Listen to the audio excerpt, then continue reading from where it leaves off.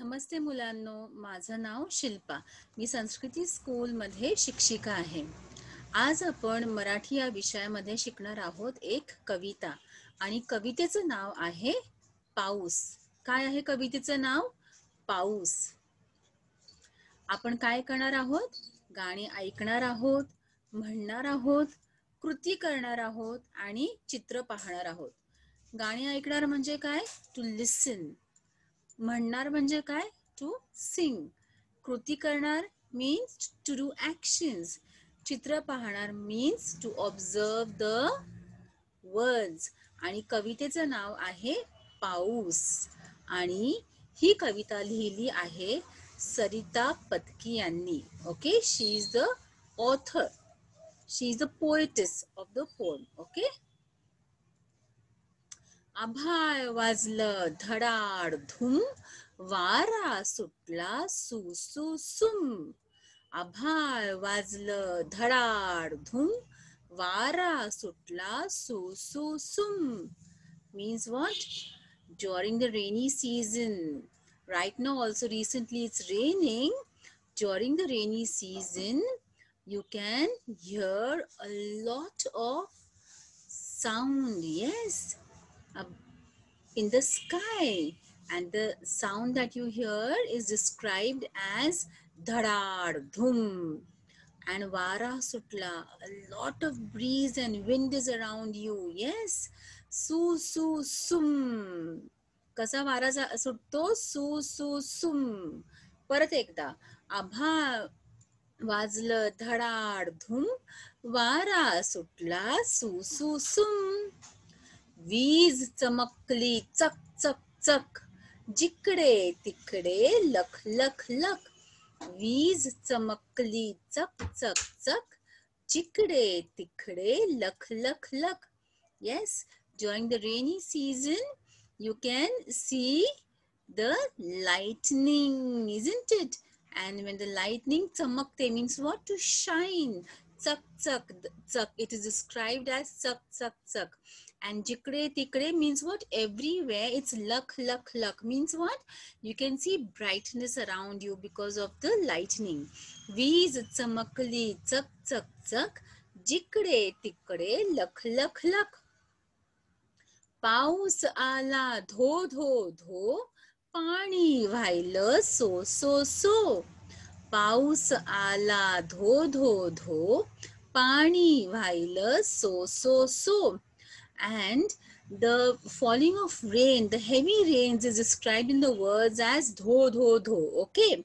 आणि पाणी वाहिलं, the speed at which the water flows during the rainy seasons is described as so so so. पाऊस आला धो धो धो, पाणी वाहिलं सो सो सो. पाण्यात बोट सोडली सोडली, हातभर जाऊन बुडली बुडली. पाण्यात बोट सोडली सोडली, हातभर जाऊन बुडली बुडली. पाण्यात बोट means what? Not this boat. This boat means this is a finger. But over here, look at my cursor. This is a boat. Okay, a small tiny paper boat that we make during the rainy season. We all love to leave it in water, right? So पाण्यात boat सोडली सोडली. We leave the boat, the tiny boat, in water.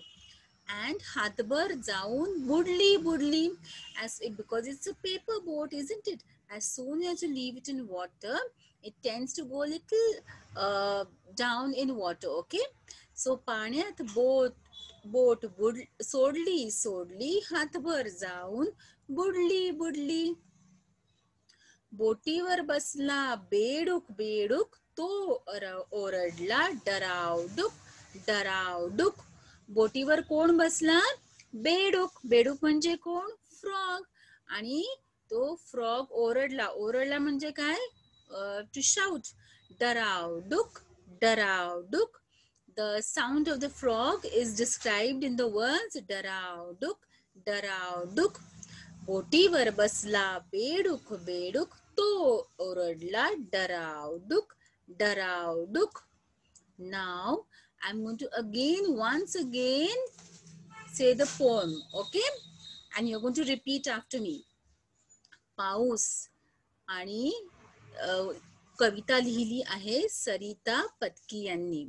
आभाळ वाजलं धडाड धूम, आभाळ वाजलं धडाड धूम, वारा सुटला सुसुसुम, वारा सुटला सुसुसुम, वीज चमकली चक चक चक, वीज चमकली चक चक चक, जिकडे तिकडे लख लख लख, जिकडे तिकडे लख लख लख, पाऊस आला धो धो धो, पाऊस आला धो धो धो, पाणी वाहिलं सो सो सो, पाणी वाहिलं सो सो सो, पाण्यात बोट सोडली सोडली, पाण्यात बोट सोडली सोडली, हातभर जाऊन बुडली बुडली, हातभर जाऊन बुडली बुडली,